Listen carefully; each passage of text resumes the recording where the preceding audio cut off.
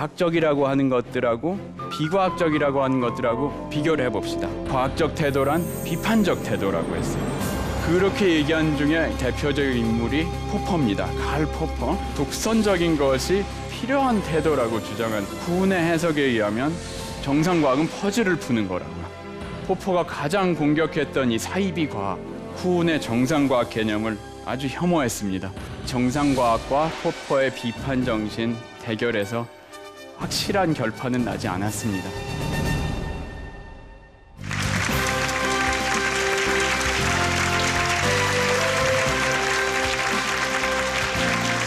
안녕하세요.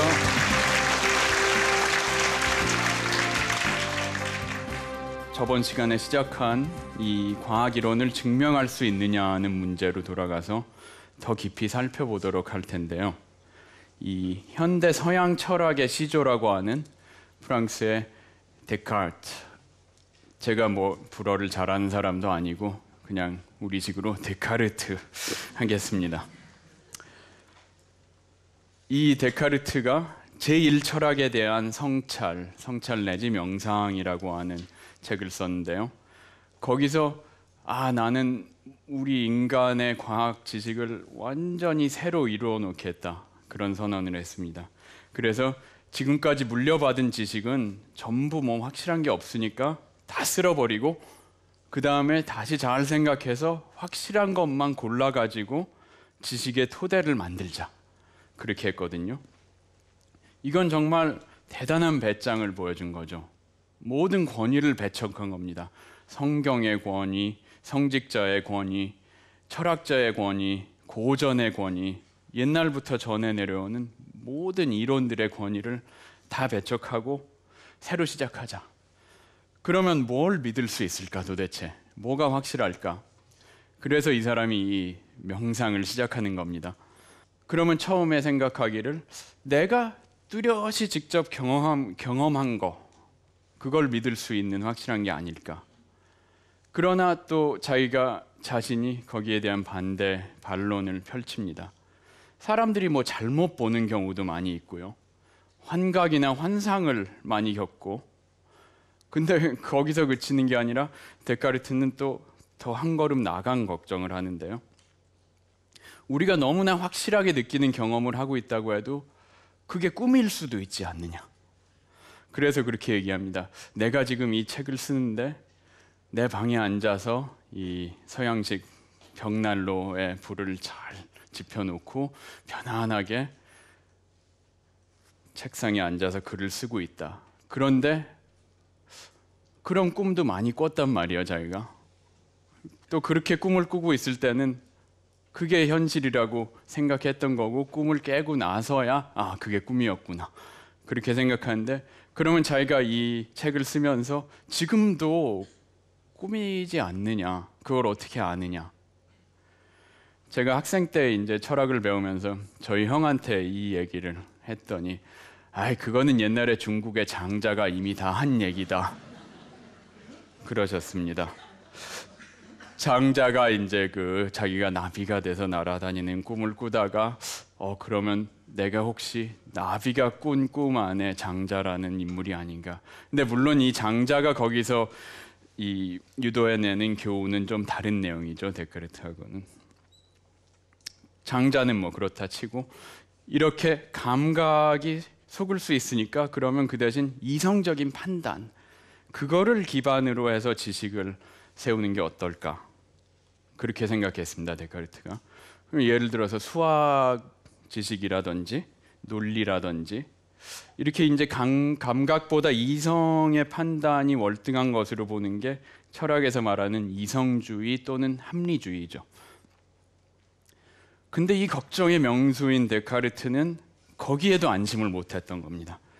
내가 제정신이 아니라면, 내가 예를 들어서 2 더하기 2는 4라고 하는 그 산수를 믿을 수 있는 건가?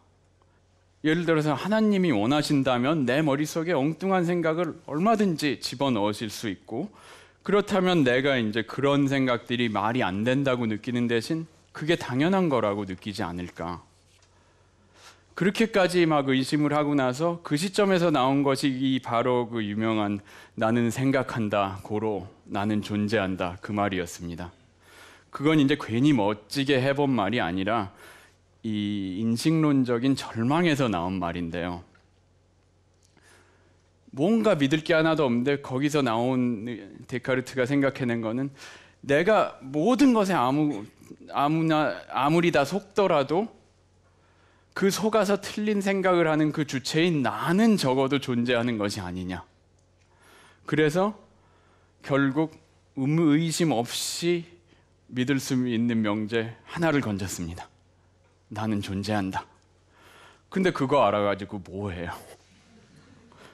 내가 존재한다는 걸 기본으로 아무 지식도 세울 수가 없습니다. 뭐 너 존재해, 그래, 잘났어. 그러고 마는 거죠. 결국 데카르트는 하나님은 자애롭고 선하시기 때문에 인간을 속이지 않는다. 그런 믿음을 가지고 이런 인식론적인 절망에서 벗어났던 겁니다. 그런데 다 모든 걸 그렇게 의심하는 사람이 신이 존재한다는 건 또 어떻게 알죠? 그래서 또 신의 존재를 증명하려고 나섰습니다. 데카르트는. 그래서 뭐 여러 가지 논의를 펼쳤는데 그 중에 한 가지만 아주 짤막히 말씀드릴게요. 더 옛날부터도 있던 주장인데 조금 궤변에 가깝습니다. 데카르트는 신이란 개념은 절대적으로 완벽한 그런 사람은 아니지만 존재를 가리키는 것이다. 그래서 신은 절대적으로 완벽하다. 그렇게 시작해가지고 그런데 존재하는 것이 존재하지 않는 것보다 더 완벽하다.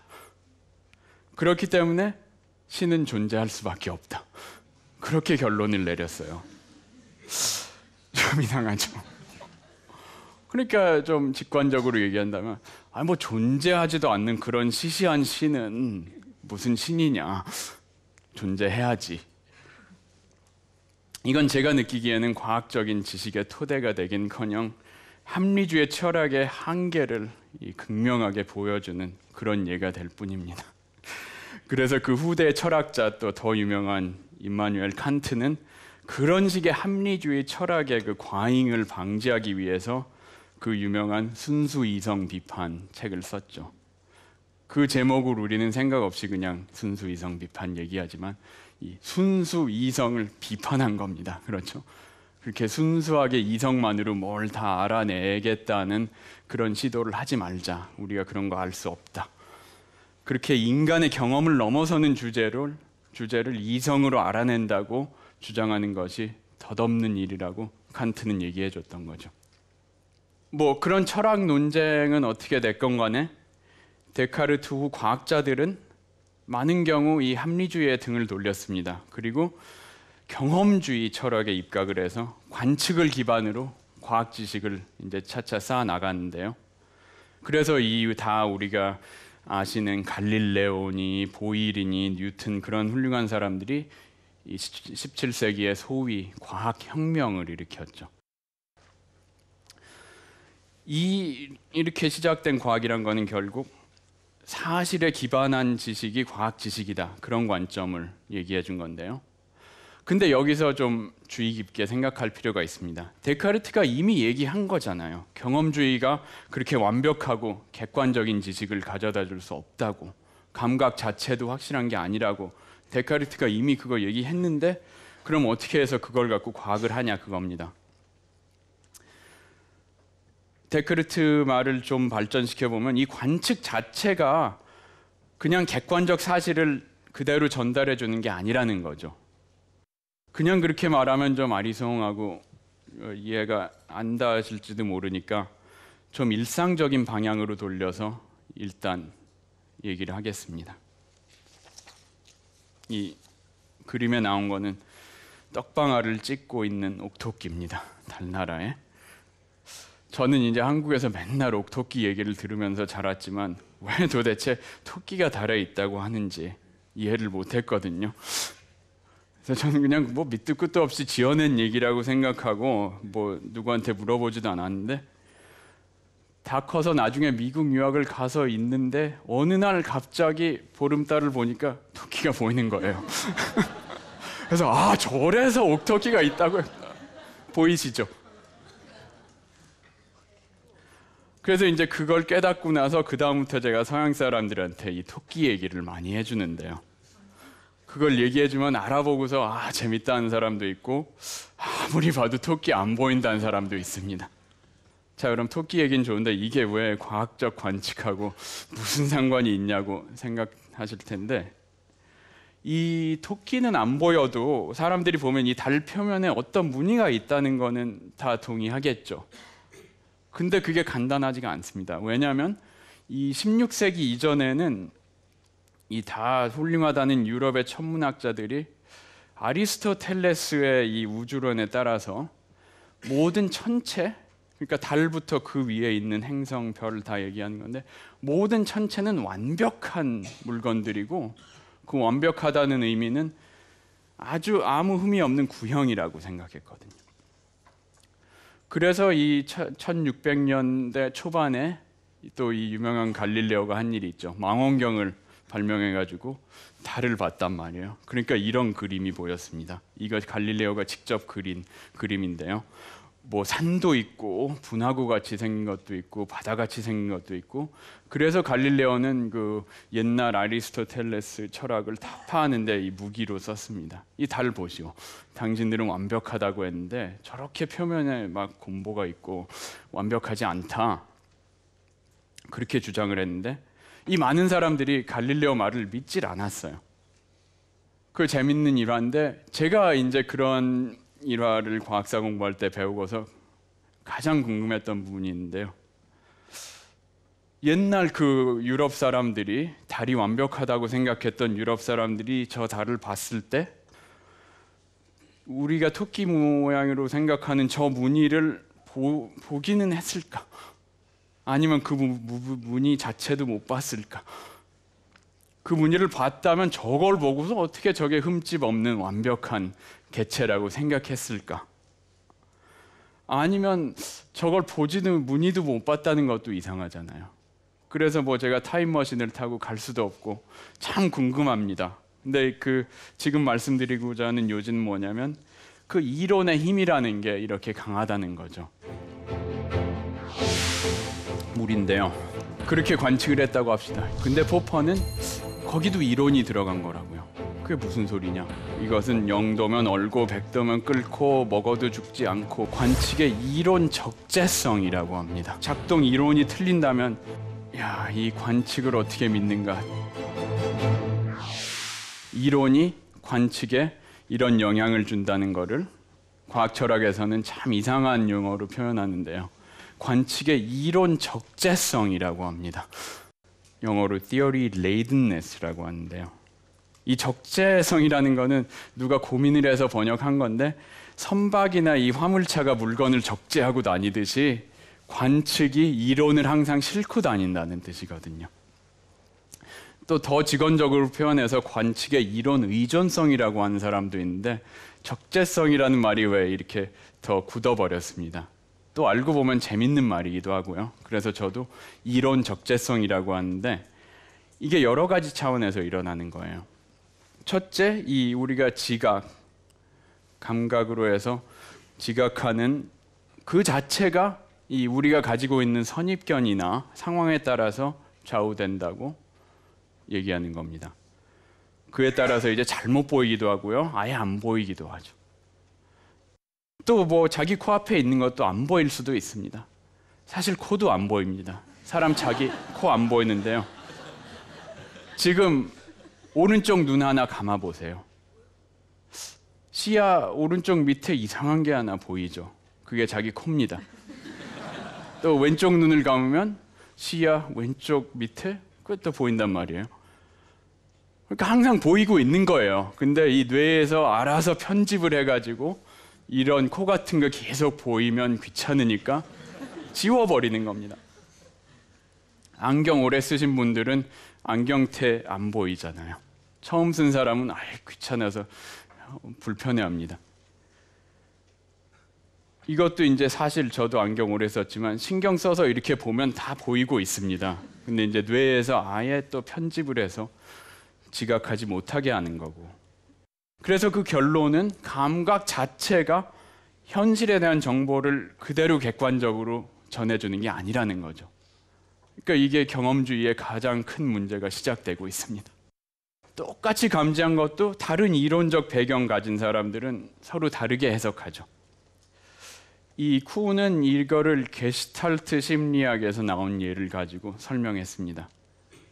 이거는 이 비트겐슈타인도 애용했던 이 소위 덕 래빗, 영어로 오리 토끼라고밖에 번역이 안 됩니다. 이거 아시는 분도 있고 모르시는 분도 있을 겁니다. 모르시는 분들을 위해서 지금 좀 오리같이 보이죠? 머리 있고 이렇게 부리가. 근데 토끼가 보이십니까? 예, 반대쪽으로 보면 토끼가 이렇게 귀. 근데 오리를 볼 수도 있고 토끼를 볼 수도 있는데 두 가지로 다는 절대 못 봅니다. 오리였다 토끼였다 오리였다 토끼였다 하는 거죠. 그럼 이게 객관적으로 오리냐 토끼냐 하면 답이 없는 거죠. 사실은 오리도 아니고 토끼도 아니고 누가 그냥 줄 그어 놓은 거죠.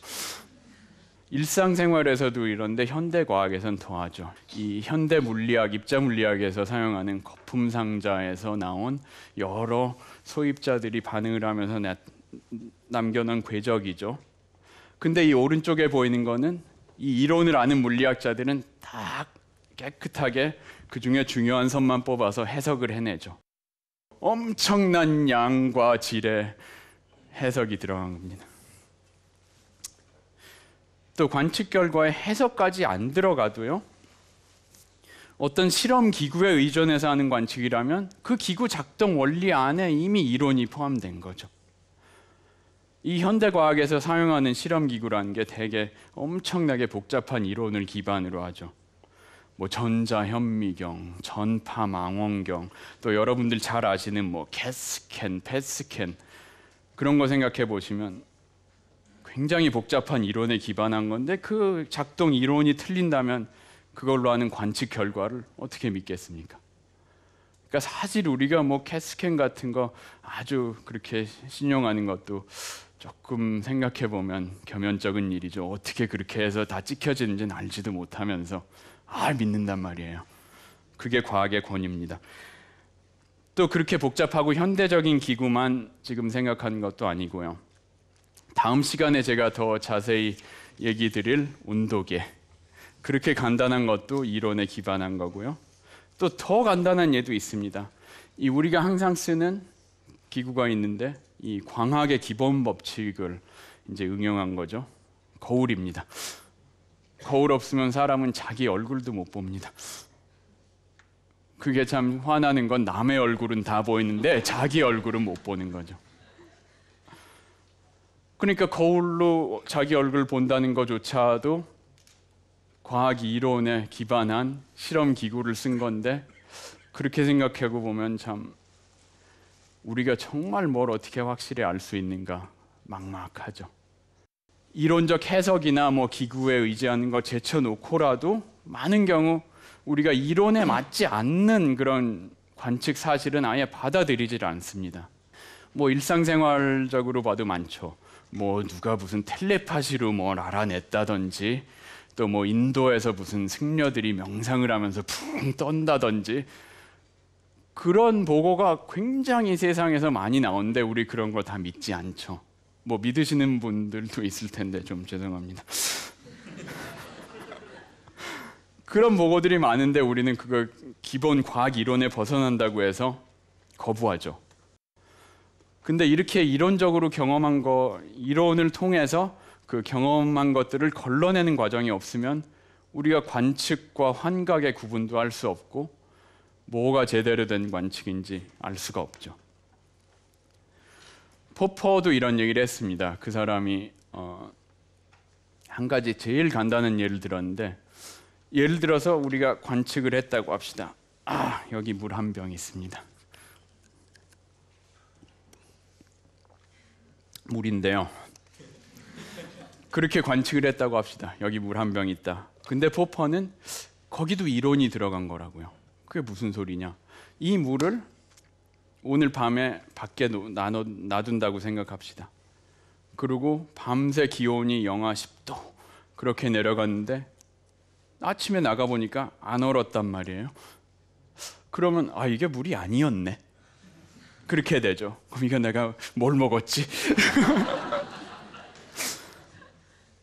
이게 영하 10도인데 얼지 않은 건 물은 아닙니다. 그렇죠? 그러니까 우리가 이게 물이라고 할 때는 그 이론적인 함의가 돼 있다는 거예요. 이것은 0도면 얼고 100도면 끓고 먹어도 죽지 않고 뭐 여러 가지 나오죠. 그러니까 포퍼가 얘기한 것은 우리가 아무리 관측 사실이라고 우기는 것도 이론이 포함된 가설일 수밖에 없다. 가설이기 때문에 나중에 딴 걸 더 배우게 됐을 때 폐기될 수도 있다. 그러면 정말 이 관측을 어떻게 믿는가 점점 걱정이 깊어집니다. 그래서 이 이론 적재성이란 걸 이렇게 요약해 드리는데요. 이렇게 관측이란 게 복잡하고 골치 아픈 겁니다.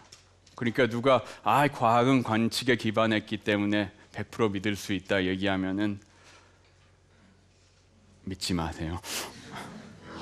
해가 서쪽에서 뜨겠다. 우리가 아무리 오랜 세월 동안 매일 해가 동쪽에서 뜨는 걸 봐도 또 동쪽에서 뜨리라는 보장은 없는 겁니다. 이 귀납의 문제, 별다른 이유가 없는 한은 일반화를 하는 것이 과학의 방법이다. 이거는 온 우주에 적용되는 것이다. 우리가 갖고 있는 정보를 어떤 방향으로 일반화시킬까? 그러나 이런 문제를 일단 좀 제외해 봅시다. 제쳐놓고 믿을 만한 관측 결과를 그래도 많이 모았다고 가정해 봅시다. 근데 그래도 문제가 다 해결된 게 아닌데요.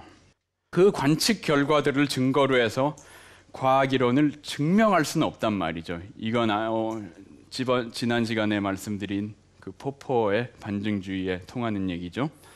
증명은 안 되고 반증만 할 수 있다.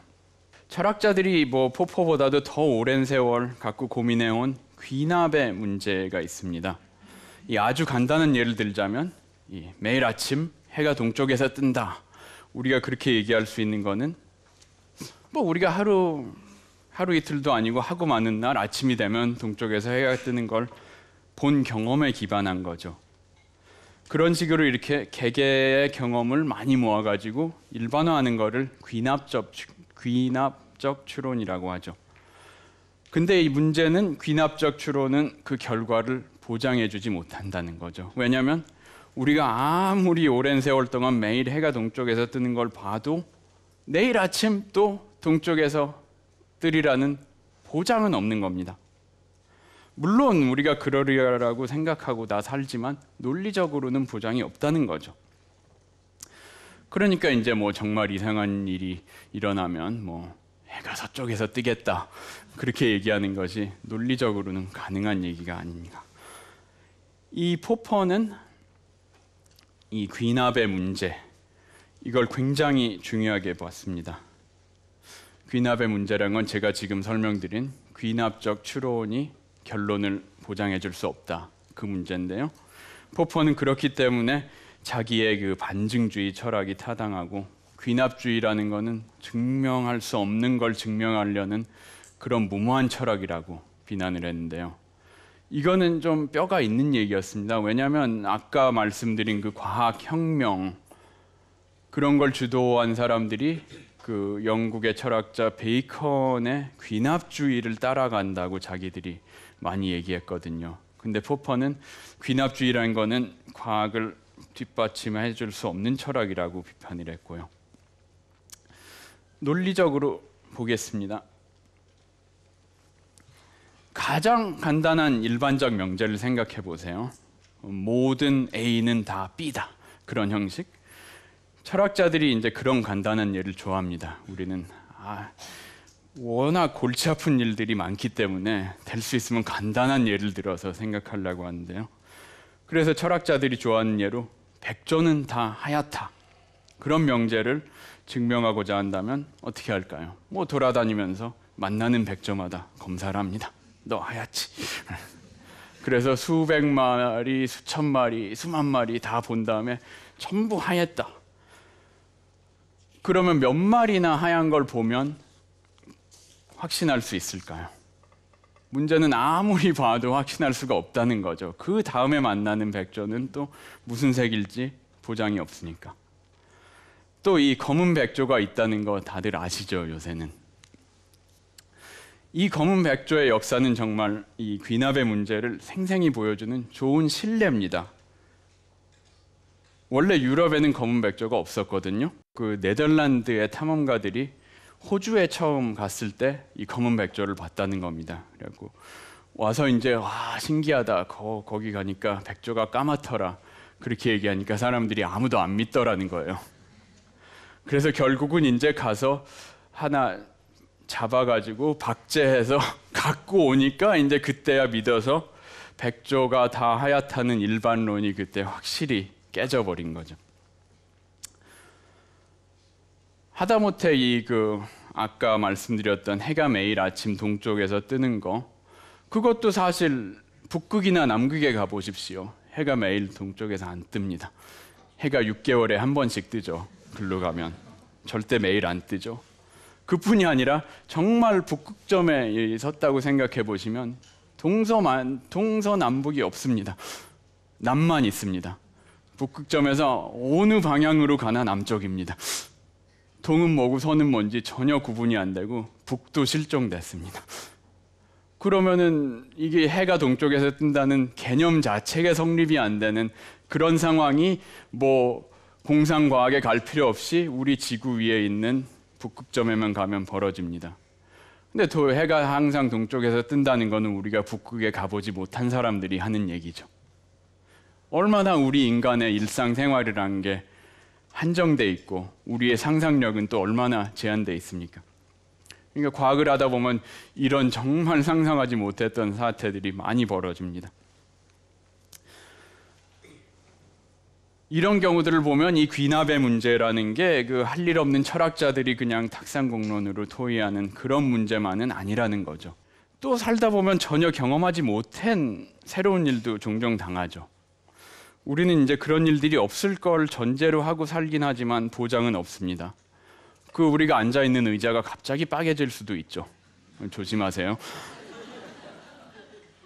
제가 사실 대학원을 다 캘리포니아에서 다녔는데 좀 큰 지진도 2번 당했습니다.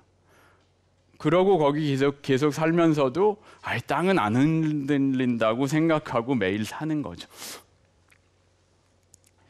그런 귀납적인 추론에 의지를 못한다면 우리는 어떤 회의적인 의심에 사로잡혀가지고 완전히 마비가 돼서 아무 행동도 못할 겁니다.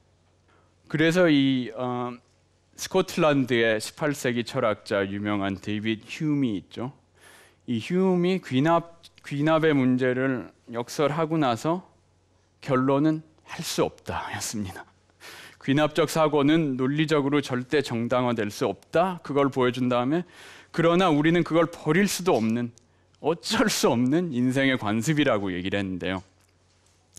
과학에서도 그렇습니다. 물론 포퍼 같은 사람은 동의하지 않았지만 그건 극소수였고 이 유명한 뉴턴도 마유 인력의 법칙을 제안하고 나서 생각해보니까 조금 걱정이 된단 말이에요.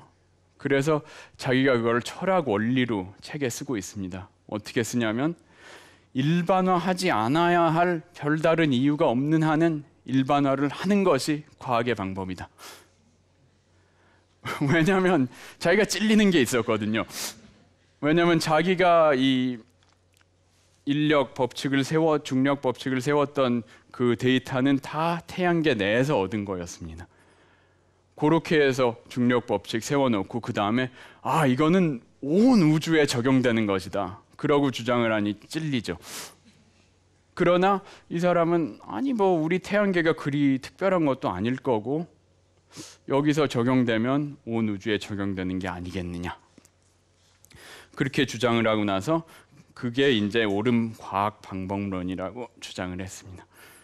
그러면 이 위대한 철학자 휴움과 위대한 과학자 뉴턴이 우리 걱정을 다 해결해 준 걸까요? 또 그렇진 못하죠. 우리는 이제 귀납법이 타당한가 하는 회의적인 질문을 제쳐놓을 수 있습니다. 또 귀납적으로 살 수밖에 없다고 인정할 수 있습니다. 그러나 해결 안 된 문제는 이 구체적 상황이 왔을 때 우리가 갖고 있는 정보를 어떤 방향으로 일반화시킬까 하는 그 문제라는 거죠. 태양계를 지배하는 위대한 법칙이 있다. 그런데 여기서 일이 난 거는 해왕성이 발견됐을 때 문제가 생겼어요. 왜 도대체 바다가 이렇게 들어왔다 나갔다 하나? 지구가 이렇게 돌잖아요. 돌면서 흔들려가지고 과학의 미래라는 거는 예측하기가 힘듭니다. 이 또 근거 없이 뭔가를 믿어야 되는 상황이 벌어지고 있는 거죠. 이 어떤 종류의 규칙성이 의미 있게 일반화될 수가 있는 것인가? 이 문제를 제가 이제 과학사에서 또 3가지 예를 뽑아서 말씀드리고 싶은데요. 제가 과학 철학 강의할 땐 항상 그렇습니다. 과학사에서 예를 뽑아 드려야 좀 생생하게 들어오고 그렇기 때문에 이 3가지 예 아주 재밌습니다. 처음에 이제 독일의 천문학자 보데라는 사람이 있었는데요. 지금은 아무도 모르는 사람입니다. 이 보데는 1772년에 자기가 25살밖에 안 됐을 때 태양계를 지배하는 위대한 법칙이 있다. 그러고 발표를 했습니다. 그 법칙이 뭐냐면 아주 이 괴상한 공식을 세워가지고 모든 행성들이 태양에서 얼마나 떨어져 있는가 그걸 나타냈는데요. 그러니까 행성 궤도는 타원이기 때문에 그 평균 거리를 얘기하는 거죠. 근데 이제 여기 보시면 이해가 가실 겁니다. calculated 그 계산. 이제 열에 보면 0, 거기 이제 4, 7, 10 그렇게 나오고 그 윗줄에 0, 3, 6, 12 그렇게 있잖아요. 그건 아주 간단한 수열입니다. 처음에 0으로 해서 그 다음에 3 주고 그 다음엔 계속 2배로 늘리는 거예요. 3의 2배 6, 6의 2배 12, 24. 그러고 나서 그렇게 나온 숫자에다가 왠지 모르지만 4를 더해요. 4를 더하면 그러면 4, 7, 10, 16, 28 그런 이제 숫자가 나오는데 그게 이 행성들과 태양의 거리를 기가 막히게 표현하는 거예요. 그래서 이제 그 observed 그렇게 나온 줄이 이제 실제 값인데 지구를 단위를 10으로 잡았습니다. 그러면 이 수성의 거리는 태양에서 수성의 거리는 3.9, 금성은 7.2, 화성 15.2. 근데 이게 이 계산한 숫자하고 거의 맞아 떨어지는 거예요. 그러고 또 28 단위에 있어야 되는데 거기는 없었고요. 그건 좀 넘어가고 그 다음에 목성은 또 52로 딱 맞고 토성도 거의 맞았어요. 그러니까 보데가 야 대단하죠. 그래서 자랑을 하고 근데 아무도 별로 그렇게 심각하게 안 받아들였습니다. 아니 행성 6개 있는데 그거 갖고 무슨 괴상한 법칙을 만들면 짜 맞출 수 있잖아요. 그런데 여기서 일이 난 거는 천왕성의 숫자를 보니까 여기 유라너스라고 있죠. 또 기가 막히게 맞은 거예요. 보데 법칙이. 그러니까 이 보데가 이제 신이 나가지고 그러면 내 법칙이 맞으니까 여기 그 28짜리에 없던 거 그것도 있다. 찾자. 1801년에 나왔어요. 그 나온 게 뭐냐면 소행성. 그 소행성 중에 제일 크고 제일 처음 발견된 그 세레스 그게 또 이 보데의 계산과 거의 맞아떨어지는 그 거리에 있었다는 겁니다. 그래갖고 갑자기 이제 또 관심을 끌기 시작했고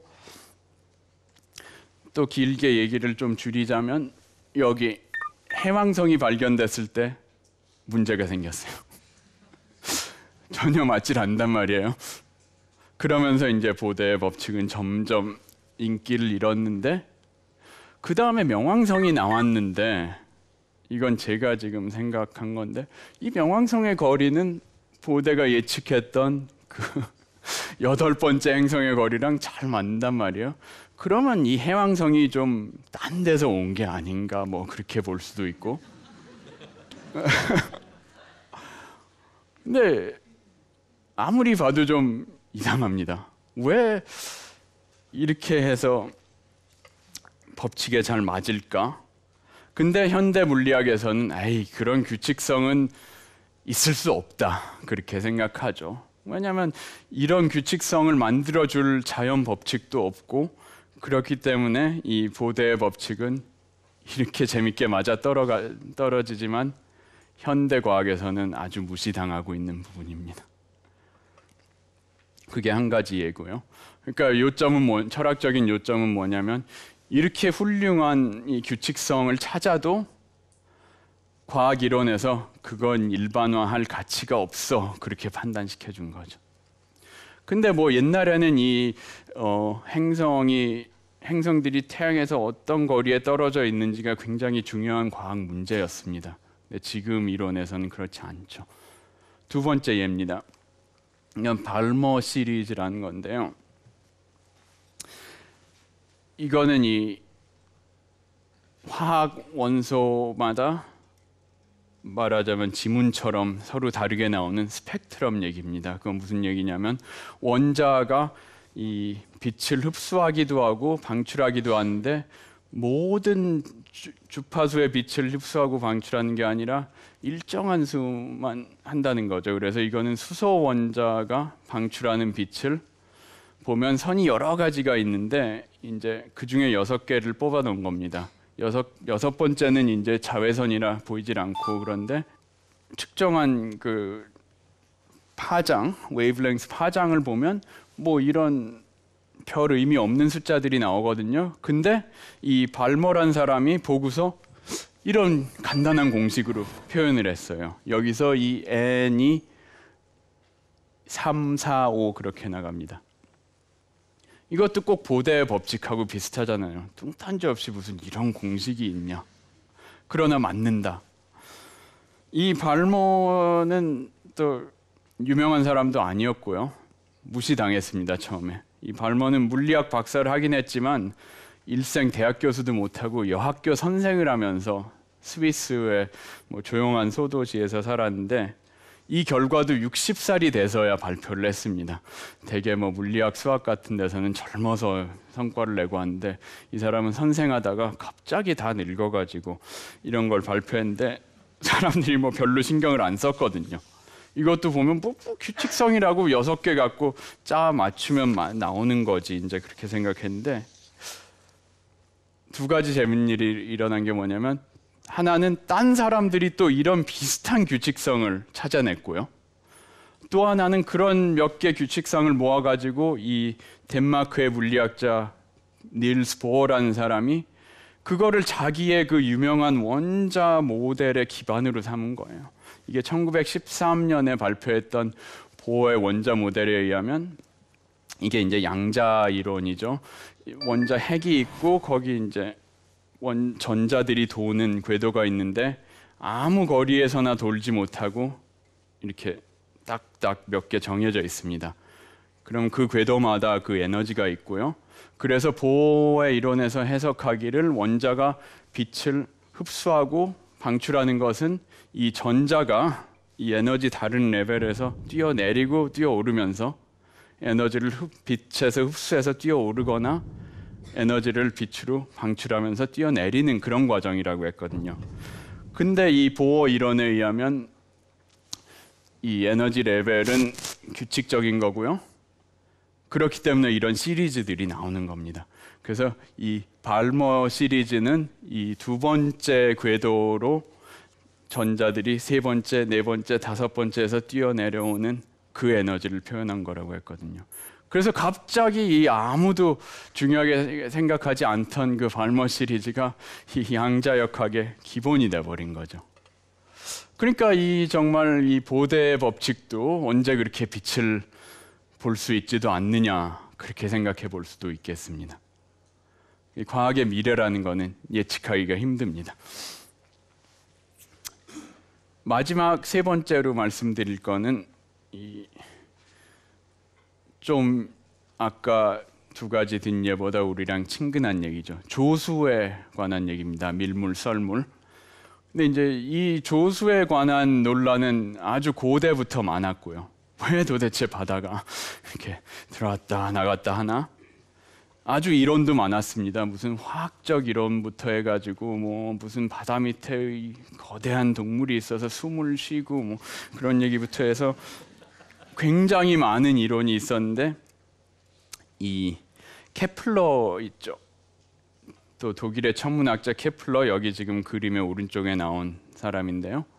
유명하죠. 이 전체 행성의 구도라는 게 원형이 아니고 타원형이라는 걸 밝혀낸 사람이고 아주 뭐 뛰어난 천문학자인데, 이 사람이 이제 그 밀물 썰물이 일어나는 시간대하고 그 달의 위치가 연결되는 거, 그거를 근거로 이 달이 조수의 원인이라고 주장했습니다. 이건 케플러가 뭐 처음 만들어낸 얘기는 아닌데 옛날부터 있었던 거를 이제 자기의 중력 이론하고 합쳤어요. 그 뉴턴 전의 사람이지만 뭐 태양이 지구를 끌어들이고 뭐 지구도 달을 끌어들이고 그런 어떤 막연한 중력 이론이 있었습니다. 그래서 이제 이 달이 조수의 원인이라고 주장했는데 그게 현대적인 얘기잖아요. 그래서 우리가 보면 이 역시 훌륭한 천문학자라 그런 선견지명이 있었다 그렇게 생각하는데, 또 이 왼쪽에 초상화가 나온 이 유명한 갈릴레오, 아까도 말씀드렸던 갈릴레오는 이 케플러 조수 이론에 반대했습니다. 도대체 무슨 달이 어떻게 바닷물을 끌어들이고 그럴 수가 있냐는 거죠. 이건 또 뉴턴 이전이었고요. 우리가 뉴턴식의 중력이라는 개념도 없을 때인데, 도대체 케플러한테 물어본 거죠. 어떻게 해서 당신은 달이 이 지구에 있는 바닷물을 끈다고 생각하는가? 뭐 연결된 것도 아니고요. 그래서 갈릴레오는 그게 말이 안 된다고 했고, 그래서 뭐 달에 위치하고 이 조수 사이에 규칙성이 있다고 해도 그거는 우연의 일치일 뿐이다. 그렇게 해석을 했던 거죠. 그러면 갈릴레오 자신은 어떻게 이 조수를 설명했습니까? 이게 또 천재는 천재였던 게, 그 사람은 지구가 이렇게 돌잖아요. 돌면서 흔들려가지고 근데 이제 그렇게 유치한 얘기는 아니고, 갈릴레오가 얘기했던 거는 지구가 자전을 하면서 또 공전을 하죠. 그 두 가지 운동이 이렇게 복합되면서 물이 이렇게 쓸려 나간다고 이론을 세웠는데, 여기서 제가 말씀드리고자 하는 요점은 아무리 이 경험적 관측적 규칙성을 뽑아내도 그게 과연 더 이상 확장할 가치가 있는지 없는지는 이론이 결정할 수밖에 없다는 거죠. 그러면 이제 결론으로 들어가겠습니다. 우리가 관측 결과에서 탐지해낸 그 규칙성을 일반화시켜서 중요하게 생각할 만한 근거가 있나? 그렇게 질문을 던졌을 때 제가 사례를 들어서 말씀드리는 거는 그 판단을 결국 이론에 의존할 수밖에 없다는 거거든요. 그런데 그 이론이 옳다는 건 또 어떻게 합니까? 이 또 근거 없이 뭔가를 믿어야 되는 상황이 벌어지고 있는 거죠. 제가 계속 이렇게 진행을 하면 여러분들이 절망하실 것 같습니다. 네, 첫째 이제 철학 인식론이라고 하죠. 우리의 지식의 기반을 얘기하는 인식론을 얘기하다 보면 항상 이렇습니다. 그래서 그건 할 수 없는 일이고, 그러나 다음 시간에는 제가 그래도 과학 지식이 어떻게 딛고 올라갈 만한 근거를 가질 수 있는 것인가, 거기에 대해서 이제 우리가 수량적인 측정을 하는 거를 시작해서 그렇게 말씀드려 보도록 하겠습니다. 감사합니다.